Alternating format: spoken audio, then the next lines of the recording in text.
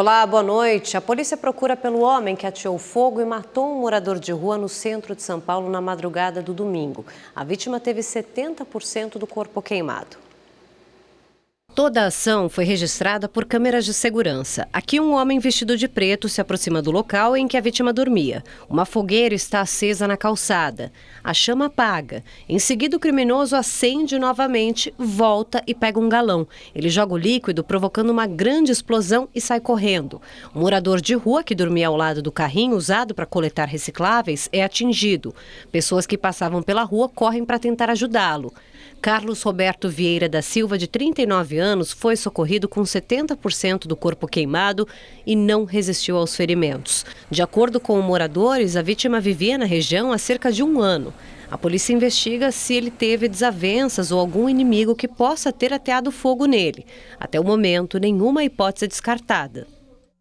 Impressionante como alguém tem coragem de fazer isso, né? Mudando de assunto, olha só, o corpo da idosa que foi atingida por uma bala perdida dentro de casa em São Gonçalo, no Rio de Janeiro, foi enterrado nesta segunda-feira.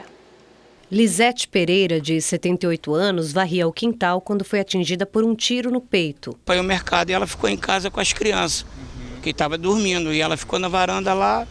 Aí foi quando me ligaram avisando que ela tinha recebido um tiro e...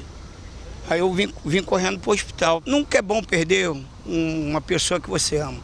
A polícia informou que não havia operação na região no momento em que a vítima foi baleada. Mas, de acordo com a Delegacia de Homicídios de Niterói e São Gonçalo, o tiro pode ter partido de um confronto entre PMs e criminosos na comunidade da Dita, a poucos quilômetros da casa da aposentada.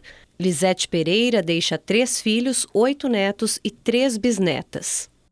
E um piloto de parapente caiu de uma altura de mais de 30 metros e sobreviveu, gente. Esse acidente aconteceu numa praia de Itanhaém, que fica no litoral de São Paulo.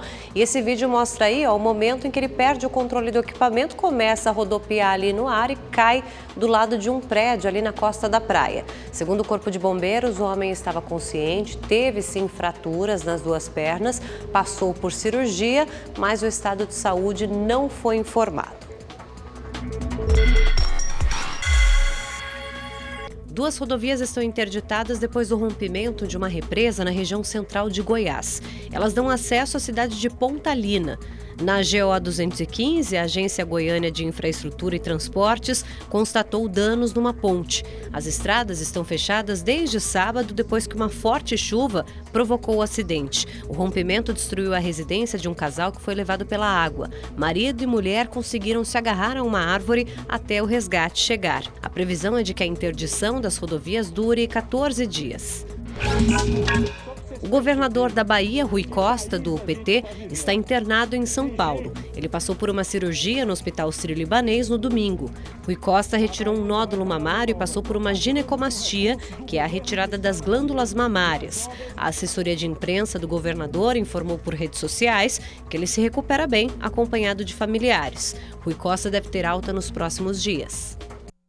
E olha só, gente, já estão valendo as novas regras aí do cheque especial no Brasil. Os bancos vão poder cobrar uma tarifa sobre o limite e a taxa de juros não pode mais ultrapassar 8%. Com o teto fixado a 8% ao mês, a expectativa do Banco Central é de que os juros caiam pela metade neste ano, para 151% ao ano. 2019 fechou com 306,6%, com média de 12,4% ao mês. Mas mesmo com a mudança, esse crédito continua sendo um dos mais caros do mercado e, por isso, deve ser usado somente para emergências. Você não pode pedir crédito de hoje para amanhã, demora tempo, faz cadastro, manda informação, ser aprovado. Então, a melhor coisa é tentar antecipar problemas para ter linhas boas e baratas. Essa é a chave do sucesso. Antes não tinha limite para a taxa do cheque especial e os bancos só eram remunerados quando os clientes realmente faziam o uso da modalidade. Para o consumidor, com o tabelamento, uma dívida de R$1.000 no cheque especial, que chegava a R$4.000 ao final de 12 meses, agora deve ficar no máximo em R$2.500. A taxa quanto menor, é melhor para nós. Dá uma melhorada, mas é alto ainda, né? Eu acho que é o justo mesmo, essa coerência, em algum momento ela tem que aparecer. E ainda bem que está vindo, né? Está vindo aos poucos, mas está vindo. Mas as novas regras do Banco Central também permitem a cobrança de tarifa de 0,25% pelos bancos para disponibilizar crédito que exceder R$ 500 de limite. Com isso, quem tem limite de R$ 10 mil no cheque especial, por exemplo, vai pagar todos os meses 0,25% sobre R$ 9.500, descontados os R$ 500 de tolerância, que dá o equivalente a R$ 23,75. Caso ele use o crédito, essa quantia vai ser descontada do valor que ele terá de pagar em juros. Quem quiser, que opte, tudo bem. Quem quiser ter o limite, tem que pagar. Quem não quiser, ou quem não faz uso, por que tem que pagar uma tarifa fixa? Então, por que essa cobrança? A justificativa do Banco Central é reduzir o custo do cheque especial. Hoje, os bancos disponibilizam cerca de 350 bilhões de reais aos clientes como limite e só 26 bilhões de reais foram usados em 2019. Isso significa que os 324 bilhões de reais de diferença não resultaram em juros para as instituições financeiras, ou seja, geraram um custo de capital que é repassado aos consumidores, fazendo com que o produto se torne mais caro. A cobrança de tarifa só será permitida nesse primeiro momento para novos contratos e poderá ser feita mesmo se o cliente não utilizar o crédito. Portanto, quem for abrir uma conta corrente hoje deve ficar atento. Se não pretende usar o cheque especial, precisa avisar ao banco que não quer mais de R$ 500 de limite. Assim, não vai ser cobrado. E para contas já existentes, quem já usa o cheque especial, as mudanças começam a valer a partir do dia 1º de junho. A nova cobrança deve ser comunicada pelas agências aos clientes com 30 dias de antecedência. Alguns dos principais bancos do país já anunciaram que vão isentar os clientes da taxa ou que não vão cobrar a tarifa, pelo menos por enquanto. Daqui a 2 meses, o assassinato da vereadora do PSOL, Marielle Franco, e do motorista dela, Anderson Gomes, completa 2 anos. Só que o caso continua sem muitas respostas. Por enquanto, apenas 2 suspeitos foram presos. Segundo a ex-procuradora-geral da República, Raquel Dodge, o mandante seria o conselheiro afastado do Tribunal de Contas do Estado e ex-deputado estadual pelo MDB do Rio de Janeiro, Domingos Brazão. Brazão foi denunciado pela Procuradoria-Geral da República como o principal suspeito de ser o autor intelectual do crime. O valor pago pelo assassinato seria de R$ 500 mil. O principal indício que sustenta a denúncia é o trecho de um diálogo obtido pelo portal de notícias UOL, em que um miliciano chamado Jorge Alberto Moretti, conhecido também como Beto Bomba, diz ao vereador Marcelo Siciliano, do PHS, que Brazão seria o mandante do assassinato. Atualmente, Domingos Brazão está afastado do cargo de conselheiro do TCE. Ele foi alvo da operação da Polícia Federal Quinto do Ouro, que investiga um esquema de desvio de verbas públicas. Segundo a Procuradoria, o ex-deputado usou o cargo no Tribunal de Contas do Estado para desviar o curso da investigação. Na mesma denúncia feita em setembro, Raquel Dodge também pediu a federalização do caso. Agora, o Superior Tribunal de Justiça quer ouvir os familiares da vereadora Marielle Franco sobre o pedido. A família tem se manifestado contra a federalização. A vereadora do PSOL, Marielle Franco, e o motorista Anderson Gomes foram assassinados no dia 14 de março de 2018. O carro em que estavam foi alvejado por uma rajada de metralhadora no centro do Rio de Janeiro. Uma assessora de Marielle foi a única sobrevivente. Bom, a defesa de Domingos Brazão disse que não vai comentar a reportagem, pois o caso corre em segredo de justiça. O STJ também nos pronunciou. A irmã da vereadora Aniele Franco disse que a família espera mais provas sobre as suspeitas aí envolvendo Brazão e outros investigados no processo também. Reforçou ser contrária à federalização do caso. O empresário Eduardo Fauzi foi expulso do PSL. Ele admitiu ter participado do atentado contra a produtora do canal Porta dos Fundos, no Rio de Janeiro. Fauzi era afiliado ao partido desde 2011. De acordo com a polícia, ele foi identificado por imagens de câmeras de segurança logo depois do crime e é, portanto, considerado o principal responsável aí pelo ataque. Ele tem mais de 15 registros criminais e está foragido na Rússia, onde ele tem família e já pediu asilo. Teve expulsão também no Podemos, a do deputado federal Marco Feliciano. Essa decisão da Executiva Nacional do partido foi unânime. O Feliciano foi acusado de infidelidade partidária pelo apoio à campanha de Jair Bolsonaro à presidência em 2018.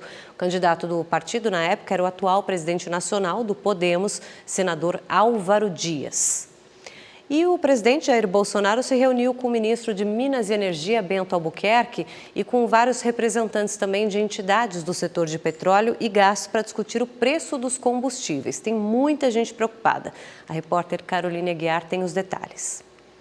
Essa reunião foi convocada para avaliar os impactos da tensão entre Irã e Estados Unidos no preço do combustível brasileiro. Só para a gente lembrar, a Petrobras tem uma política de preços que leva em consideração o preço do barril do petróleo no mercado internacional. E toda vez que esses conflitos acontecem, o preço sobe, claro, podendo chegar aqui nas bombas brasileiras também. O presidente Jair Bolsonaro saiu da reunião dizendo que não vai interferir na política de preços da Petrobras. Mas o ministro de Minas e Energia explicou que estão sendo estudadas medidas de compensação para evitar que a oscilação internacional impacte tanto aqui no mercado brasileiro. Mais cedo, ao sair do Palácio da Alvorada, o presidente Jair Bolsonaro já tinha falado sobre esse clima de tensão entre Irã e Estados Unidos e minimizou a situação. Reconheço que o preço está alto da bomba. Graças a Deus, pelo que parece, a questão lá dos Estados Unidos e Iraque, né? O general lá, que não é general, que perdeu a vida, não houve, o impacto não foi grande, né? Foi 5%, passou para 3,5%, não sei quanto é que está hoje a diferença em relação a esse ataque. Mas a tendência é estabilizar. Bom, depois de chegar aos $70,74, o preço do barril do petróleo fechou essa segunda-feira em alta de 0,45%, custando, portanto, $68,91. Hora do esporte, a primeira segunda-feira do ano foi de reapresentações aí de jogadores e de novas comissões técnicas em muitos times brasileiros. Acabou a moleza. Jogadores de vários clubes brasileiros voltaram aos treinos hoje.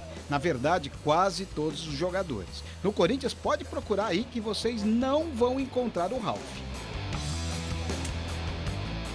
Ralf é um atleta que tem todo o meu respeito, é uma história maravilhosa dentro do clube. E a opção, nesse momento, por ele não permanecer, é por uma questão de característica. Se tem gente saindo, tem cara nova chegando. O atacante Luan, que estava no Grêmio, fez esta postagem todo feliz, entrando pela primeira vez no CT do seu time de coração. Além dele, ainda vão chegar o volante Vitor Cantídio, que estava no Júnior Barranquilha, e o lateral esquerdo Sid Clay, que veio por empréstimo do Spartak Moscou. Ele vai atuar no lugar de Avelar, que vai passar a ser zagueiro, após uma conversa com o novo técnico Thiago Nunes. A única preocupação para o novo treinador é com o goleiro Cássio. Nas atividades, ele contundiu a mão esquerda, deixou o gramado sentindo muitas dores e será avaliado para saber a gravidade da lesão. No Palmeiras, as caras novas vêm de dentro do clube, é isso mesmo. O técnico Luxemburgo vai usar jogadores da base. Gabriel Veron, destaque da seleção sub-17, é o que mais chega com moral. O comandante alviverde ainda aposta em mais 3. O lateral esquerdo, Lucas Esteves, os volantes Patrick de Paula e Gabriel Menino. Todos nós estamos muito felizes, principalmente com a notícia de poder estar agregando ao grupo profissional. E esperamos aprender muito com esses jogadores que são nossos ídolos. As outras novidades são as presenças de técnicos estrangeiros. Depois dos sucessos de Jorge Jesus e Sampaoli, mais 3 foram contratados por clubes brasileiros. O português Jesualdo Ferreira no Santos, o argentino Eduardo Cudê no Internacional e o venezuelano Dudamel, que desembarcou hoje em Minas Gerais. O novo reforço foi recebido por cerca de 30 torcedores do Atlético. Depois visitou as instalações da Cidade do Galo. Está super empolgado. Fala até em título. O estilo é ganhar.